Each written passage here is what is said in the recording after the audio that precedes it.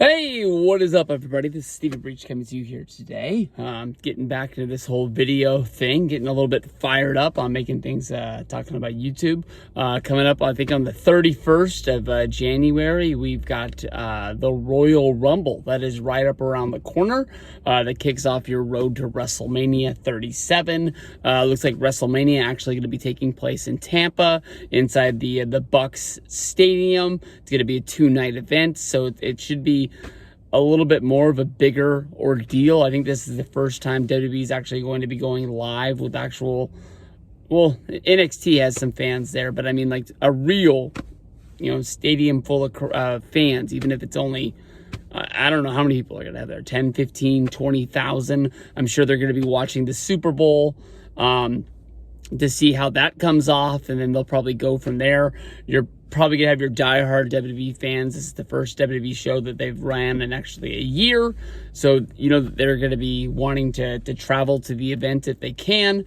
And then you're going to have people in the Tampa area, but I don't think you're going to fill that stadium up no matter how cheap you make seats and how many people you want to put in there. You're just going to run out of people that want to be there. This year's Royal Rumble, it's going to be fun. I got it marked on the calendar Sunday. It's going down. I'm going to be watching this, and I'm really looking forward to it. But at the same time, I only want to watch the Rumble matches because that's all I really know what's going on. I know that Drew McIntyre is the champion on Monday Night Raw. I know that he's going to be going up against... Drew McIntyre is going to be going up against Goldberg at the Royal Rumble. The winner, that's going to be the champion. I don't see them doing a title change at Fastlane, no matter what really goes down with that. You look over at the other brand, you've got Roman Reigns. He's going to be going up against Kevin Owens. This is their second championship match at a pay-per-view because of, I think it was TLC, where Roman just beat the holy hell out of Kevin Owens, and he didn't have any friends to really come out and help. When you're looking at those two champions, you got to kind of wonder, where they're going to be going. My first thought of, who really has a shot to win the Royal Rumble. You look at guys like Big E. Is this, somewhere there where they want to sort of really give the big push to Big E to get into that main event scene? Even if he goes to WrestleMania, doesn't win the actual championship, he has a main event under his belt to one of the nights of WrestleMania, which would kind of help him in the next year really push to get to that spot if it's really going to be there. When Big E came to the main roster and actually started having matches, that would be between 29 and 30, if I remember right, or somewhere in there, maybe after 30. I remember he was Dolph Ziggler's like manservant for a while, and I always thought that he was kind of just fucking AJ Lee on the side behind Dolph Ziggler's back. Their whole deal didn't really make sense to me. He wasn't a bodyguard, he was just a dude, so really what was keeping him hanging around in that group? I think that a Big E could be a big thing. A big surprise to come back would be Brock Lesnar.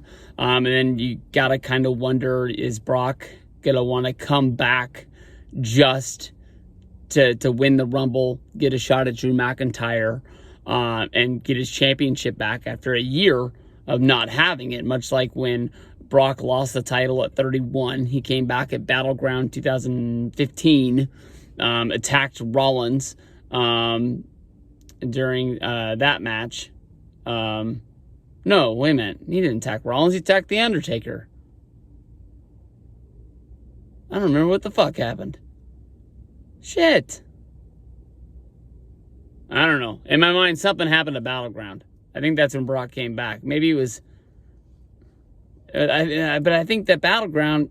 God damn it. I think Battleground was Rollins versus Brock, and then Taker came back, and then that's when they went to SummerSlam after that. That was the first New York one they main evented or something like that. So maybe Brock is somebody that can be there. Keith Lee is somebody. There was like that bad press that came out that basically Vince didn't think that Keith Lee knew how to wrestle. So he was going to send him back to the Performance Center, and I think he main evented Raw like that night to basically show you that that didn't really make any sense. Keith Lee is a guy that can get there, get into the main event. I think that when it comes down to it, you don't really need like a big name from the past to come out, and I really don't even know if WWE really has any of those guys.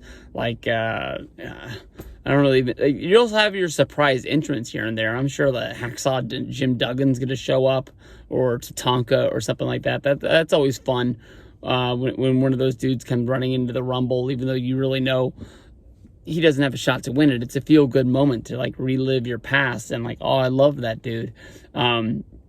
But somebody on this roster is going to get the push, and I don't really think it's going to be somebody that's really in that main event scene. It really got me looking forward to what's going down. Daniel Bryan over on SmackDown, he's really had like a weird year. Seems like he loses more matches than he wins these days. He's hanging out with Drew Gulak in the back. They kind of have like a mentor relationship. Keep waiting for Gulak to turn on him somewhere along the line, but it hasn't happened. Bryan, definitely, winning the Rumble, getting a shot to main event WrestleMania. He is one of the most feel-good guys that there is out there. You could play off of Daniel Bryan versus Roman Reigns. That was basically the build-up to WrestleMania 31, where everybody wanted Daniel Bryan to be in the main event. So they actually gave us, like on the Breakdown or Fastlane pay-per-view, they had where, Roman beat Bryan. And that was kind of like, hey, this is like the real deal. We want this guy to be our guy no matter who you guys keep cheering for. Matchups for WrestleMania that seem like a big deal.